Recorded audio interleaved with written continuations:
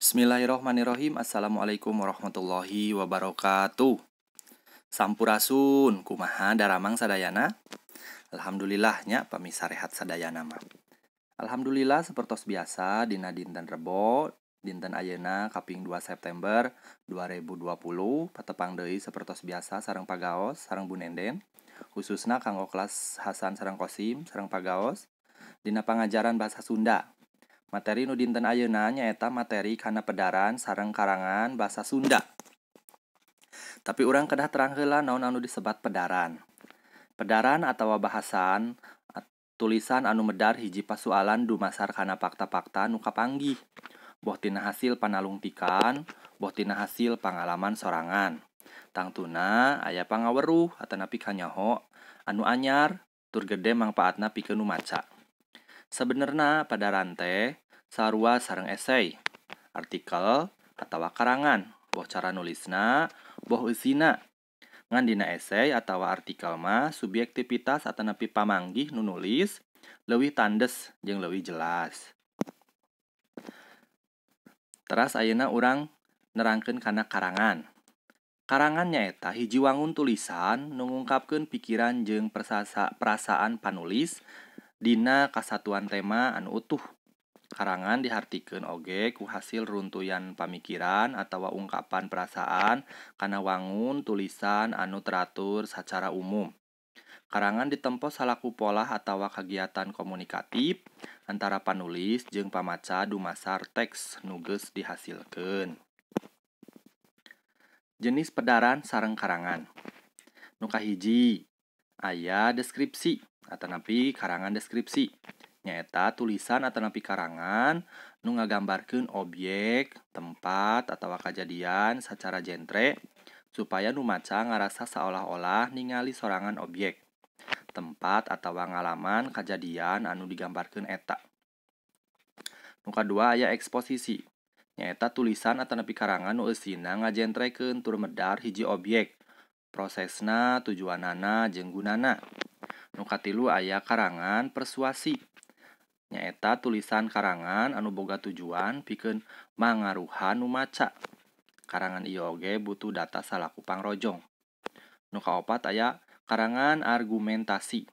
Nyaeta tulisan atanapi karangan anu eusina ngajentrekeun hiji perkara kalayan dirojong ku alasan nu kuat.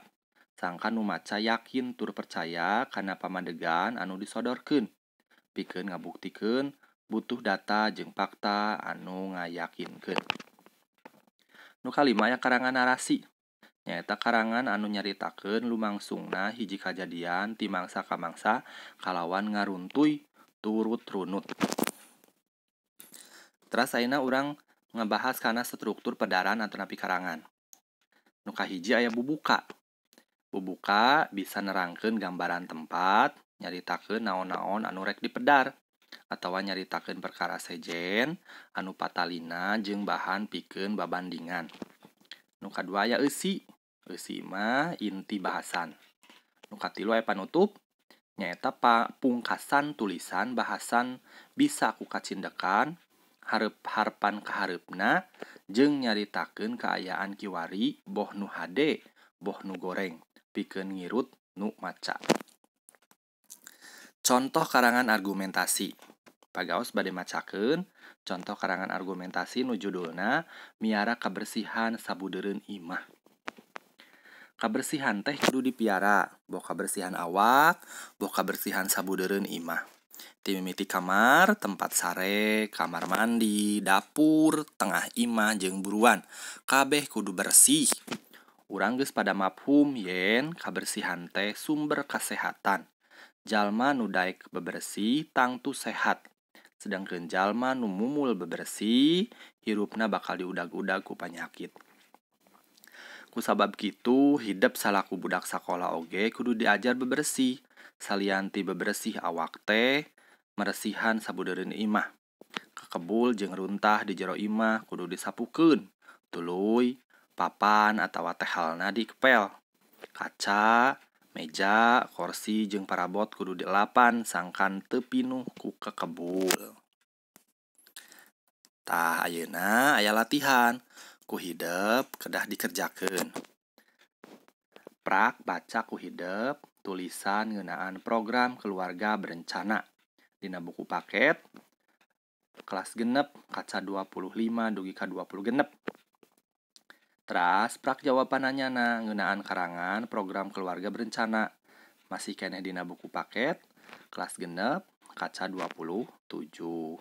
Saparantos rengse dikerjakeun mangga dikintun sapertos biasa kapagaos. Hatur nuhun kanggo materi dinten ayeuna dicekapkeun hapunten tina sagala rupi kakirangan. Wabillahi taufik wal hidayah. Assalamualaikum warahmatullahi wabarakatuh.